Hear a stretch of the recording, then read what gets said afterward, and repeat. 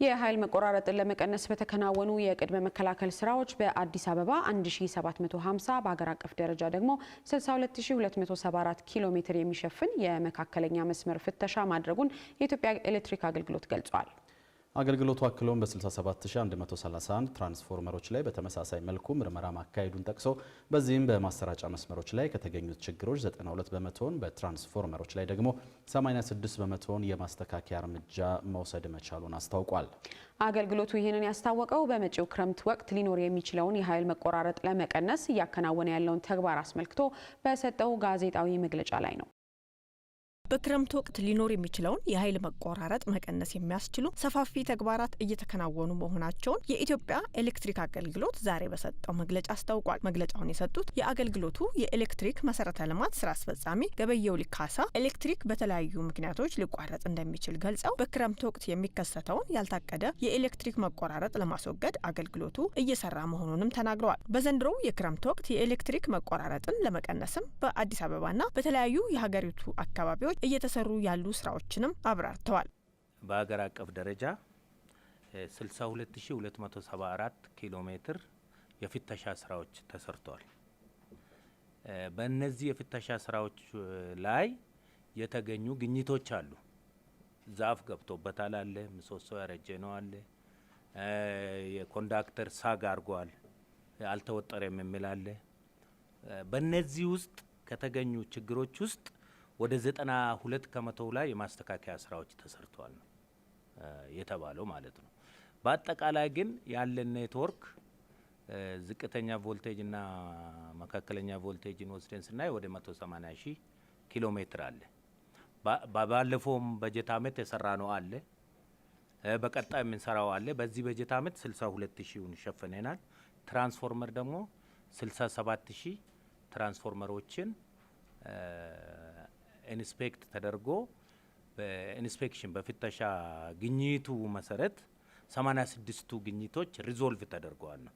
ቀሪዎቹን እስከዚህ በጀት አመት መጨረሻ ድረስ 86% ላይ የማስተካከያ ስራዎች ተሰርተዋል ነው። በዚሁ መግለጫ ላይ ባለፉት 9 ወራት በራስ የፋይናንስ አቅም 3099 ኪሎ ሜትር መካከለኛና ዝቅተኛ የኤሌክትሪክ መስመር ግንባታ መከናወኑን ጠቁመው 1579 ነባር የዲስትሪቢዩሽን ትራንስፎርመሮች ላይ የአቅም ማሻሻያ ስራ መሰራቱንም ተናግረዋል። ከራስ አቅም ባለፈም በዓለም አቀፍ ተቋማት ድጋፍ የኔትወርክ ማሻሻያ ፕሮጀክቶች ተግባራዊ እየተደረጉም ነው ብለዋል። በዚህም ሙሉ በሙሉ ተጠናቀው ወደ ስራ የገቡ እንዲሁም አሁንም በሂደት ላይ ያሉ ፕሮጀክቶች መኖራቸውን አስታውቀዋል።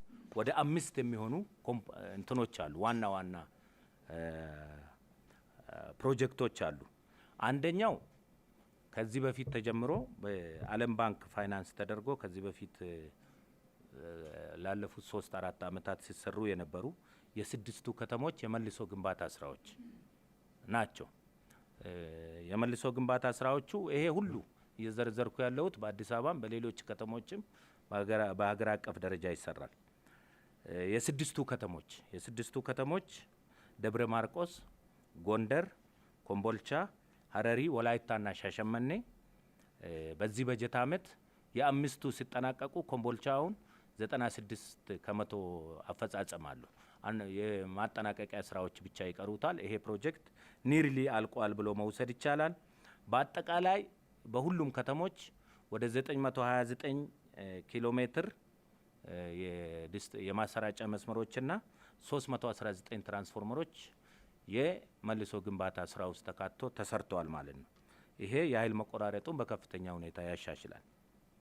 የኤሌክትሪክ መቆራረጥን ለመቀነስ የተሰሩ ስራዎችና የተገኙ ውጤቶች እንዲሁም ያጋጠሙ ችግሮች በተዘረዘሩበት በዚህ ጋዜጣዊ መግለጫ ላይ የኃይል መቆራረጥን ለመቀነስ በተሰሩ ስራዎች የኃይል መቆራረጥ ድግግሞሽን መቀነስ መቻሉንም ተናግረዋል። በዚህም በመስከረም ወር አንድ ደንበኛ 27 ጊዜ የኃይል መቆራረጥ ሲገጥመው እንደነበር የተገለጸ ሲሆን ይህ ባሳለፍነው ግንቦት ወር ወደ 20 ጊዜ ዝቅ ማለቱን የአገልግሎቱ የኤሌክትሪክ መሰረተ ልማት አስተዳደር ስራ አስፈጻሚ አስረድተዋል። እና አንድ ደንበኛ በአንድ በጀት አመት ወይንም ደግሞ በሚለካው የመለኪያ ፐሬድ ውስጥ ምን ያክል ጊዜ ተቋርጦበታል የሚለውን የሚለካ ኢንስትሩመንት ነው። ይሄን ቁጥር የምናገኘው ከኤኤምአይ ቆጣሪ ነው። በቃ ቆጣሪው ይመዘግባል፣ ሲስተም ላይ ያለ ነው። ከኤኤምአይ ቆጣሪዎች ነው ይሄ መረጃ የምናገኘው። በዚሁ አኳኋን በተሰሩ ስራዎች ምን ያክል የቅርብ ጊዜዎችን ብንለካ በመስከረም ወር 2018 አንድ ደንበኛ ሳይፊውን ስናይ 27 ጊዜ የመብራት መቆራረጥ ድግግሞሽ ያጋጥሙ ነበር መስከረም 2018። ይሄን በየካቲት ወር 2018 ወደ 15 ማውረድ ተችሏል። 15 ጊዜ ወደ መጥፋት። ይሄ እንግዲህ በፐርሰንቴጅ ስንለካው በእጥፍ ወደ እጥፍ የተጠጋ የመብራት መቆራረጥ መሻሻል ተመዝግቧል የካቲት ላይ ማለት ነው። በግንቦት ወር 2018 አሁን በያዝነው ወር ማለት ነው ወደ 20.98% ከፍ ብሏል ይሄ ቁጥር ማለት ነው። የኢትዮጵያ የኤሌክትሪክ አገልግሎት በዚሁ ጋዜጣዊ መግለጫ ላይ እያጋጠሙት ካሉ ተግዳሮቶች ውስጥ አብዛኛው የዲስትሪቢዩሽን መስመሮች ረጅም ጊዜ ያገለገሉ በመሆናቸው ለመልሶ ግንባታ ትላልቅ የፋይናንስ አቅምና ጊዜ መፈለጋቸው እንዲሁም በመሰረተ ልማቶች ላይ የሚፈጸም ስርቆትና ውድመት ዋነኛው እንደሆነም ተናግሯል።